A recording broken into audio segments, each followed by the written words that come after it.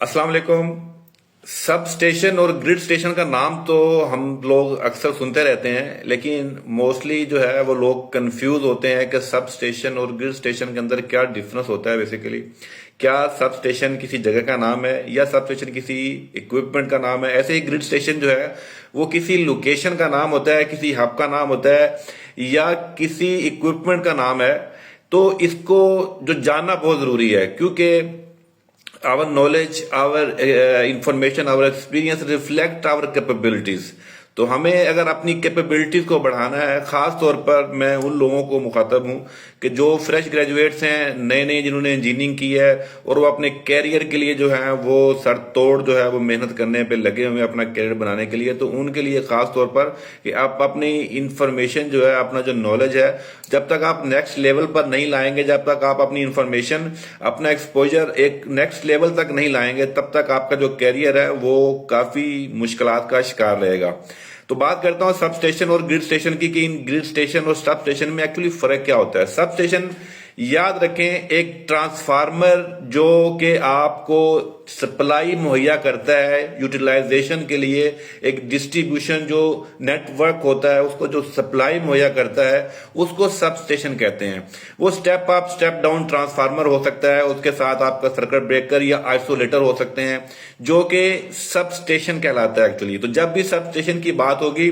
तो ये make sure कर लें कि वो आपका एक स्टेप डाउन ट्रांसफार्मर होगा मोस्टली, मोस्ट केस में, जिसके साथ डिफरेंट टाइप ऑफ आइसोलेटर्स लगे होंगे और कुछ मीटरिंग लगी होगी उसके साथ, कुछ स्विचिंग डिवाइसेस, ब्रेकर हो सकता है या आइसोलेटर्स हो सकते हैं, दोनों में, ये दोनों चीजें भी हो सकती हैं। और वो आपके हाई वोल्टेज को लो वोल्टेज में कन्वर्ट करके उसको यूजेज के काबिल बनाता है ताकि वो डिस्ट्रीब्यूट कर सके उस एरिया में, उस इलाका के अंदर, ताकि वो यूजेज के काबिल बना सके। तो मेन सब स्टेशन का ये काम होता है। यानी हम फिर इसको आसान करें, अगर मोर सिंपल करें, तो सब स्टेशन बेसिकली एक ट्रांसफार्मर होगा जो स्टेप डाउन करेगा वोल्टेज को और वो आपके सप्लाई जो है वो डिस्ट्रीब्यूट करेगा उस स्पेसिफिक एरिया के अंदर, और वो डिफरेंट तरह का हार्डवेयर या इक्विपमेंट उसके साथ एसोसिएटेड होगा, जैसे सर्किट ब्रेकर या आइसोलेटर या कुछ इंस्ट्रूमेंटेशन होंगे। तो ये सब स्टेशन कहलाते हैं, इसको हम सब स्टेशन कहलाते हैं। इसकी रेटिंग बड़ी या ज्यादा हो सकती है, ये आपका 1000 केवीए का भी हो सकता है, ये 630 केवीए का भी हो सकता है, ये 1250 केवीए का भी हो सकता है, ये 200 केवीए का भी हो सकता है, ये 2500 केवीए का भी हो सकता है। ये साइज इज समथिंग एल्स। बहरहाल सब स्टेशन इस चीज को कहते हैं। जबकि अगर मैं बात करूं, जो अगर बात की जाए ग्रिड स्टेशन की, तो ग्रिड स्टेशन जो है, तो ग्रिड स्टेशन की अगर बात की जाए तो ग्रिड स्टेशन बेसिकली एक हब होता है, एक ऐसी जगह होती है जहां पर मल्टीपल आपका इक्विपमेंट, मल्टीपल प्रोटेक्शन सिस्टम होता है, जो कि मल्टीपल वहां पर एक बड़े पावर ट्रांसफार्मर्स होते हैं और उनके साथ एक प्रोटेक्शन सिस्टम का अरेंजमेंट होता है, जो कि आपके एक नेशनल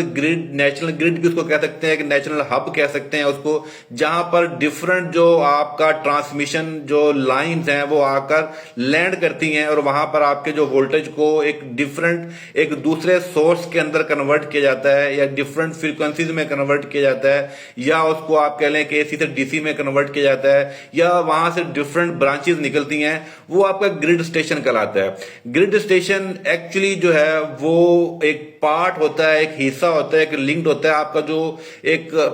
टोटल ओवरऑल ट्रांसमिशन जो सिस्टम है, जिसमें आपकी डिफरेंट तरह के वोल्टेज आप जब ट्रांसमिट करते हैं, जैसे हमारी 220 या 132 केवी की एक लाइन होती है वो वहां पर लैंड कर सकती है, हमारी 220 किलो वोल्ट की जो लाइन है वो लैंड कर सकती है, 400 वोल्टेज या 500 केवी की जो लाइन है वो लैंड कर सकती है, या समटाइम आप मैक्सिमम जो दुनिया में वो 750 किलो वोल्ट की जो लाइन है जो एग्जिस्ट करती है। तो इस तरह का जो अरेंजमेंट होता है, इस तरह का जो प्लेस होती है, इस तरह की जो जगह होती है जहां पर आपका डिफरेंट जो ट्रांसमिशन सिस्टम जो है वो आपका मर्ज हो रहा हो, या वहां पर डिफरेंट फीडर निकल रहे हो, डिफरेंट जो एरिया को फीड करने के लिए, मिसाल के तौर पर वहां पर एक लाइन अगर 220 किलो वोल्ट की आ रही है तो वहां पर जो है 132 की एक आउट निकलेगी, या वहां पर 66 किलो वोल्ट की एक आउट निकलेगी, जो कि एक दूसरे एक ग्रिड स्टेशन की तरफ जाएगी, जाएगी, जो कि 66 किलोवाट का ग्रिड स्टेशन होगा। वहां पर वो आगे सप्लाई जो है डिफरेंट जो सब स्टेशन की तरफ जाएगी। तो ये आप कह लें कि आपका जो ग्रिड स्टेशन होता है वो एक हब होता है, उसके अंदर डिफरेंट तरह का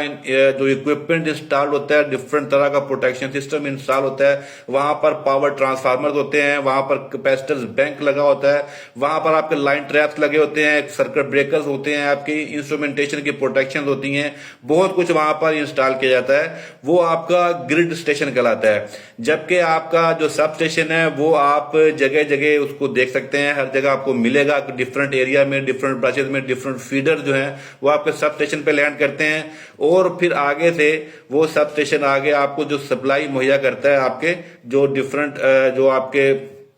एरियाज में आपको सप्लाई देता है यूजेज के हवाले से, डोमेस्टिक हवाले से, कमर्शियल हवाले से। तो वो सब स्टेशन का काम होता है। तो ग्रिड स्टेशन आपके जो सप्लाई है वो डायरेक्टली यूजेबल नहीं होती है, वो किसी ना किसी सब स्टेशन में जाएगी। यानी ग्रिड स्टेशन की सप्लाई किसी ना किसी सब स्टेशन के अंदर जाती है, जहां से वो इस्तेमाल के काबिल बनता है, वोल्टेज लेवल जो है वो स्पेसिफिक वो काबिल बनता है। अब इसमें डिफरेंट तरह के आपके सब स्टेशन हो सकते हैं, जो कि वो स्टेप अप स्टेप डाउन हो सकते हैं, आपके डिफरेंट तरह की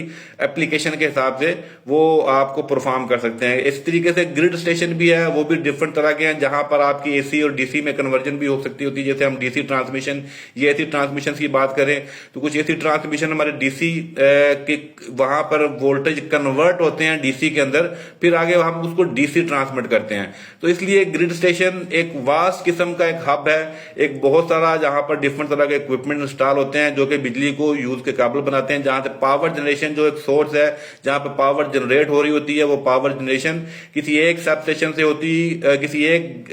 जो है ग्रिड स्टेशन से होती, आगे वो ट्रांसमिशन होती है। तो इस तरीके से किसी भी कंट्री में जो नेशनल ग्रिड का जो कॉन्सेप्ट होता है वो एक तरह का रिंग मैन सिस्टम बना होता है। उसके अंदर मल्टीपल जो ग्रिड्स हैं वो आपस में कनेक्टेड होते हैं, डिफरेंट वेज के साथ कनेक्ट होते हैं। अगर कभी एक फीड साइड से अगर कभी डिस्कनेक्ट हो जाता है तो वो दूसरी साइड से जो है वो कनेक्टिविटी को बहाल करके आगे जो सब स्टेशन होते हैं उनको सप्लाई मुहैया की जाती है। तो ये एक बेसिक सी अंडरस्टैंडिंग थी समझने के लिए कि आपके सब स्टेशन के अंदर और ग्रिड स्टेशन के अंदर क्या बेसिक जो है वो डिफरेंस होता है। उम्मीद करता हूं ये इन्फॉर्मेशन आपके लिए काफी हेल्पफुल साबित हुई होगी।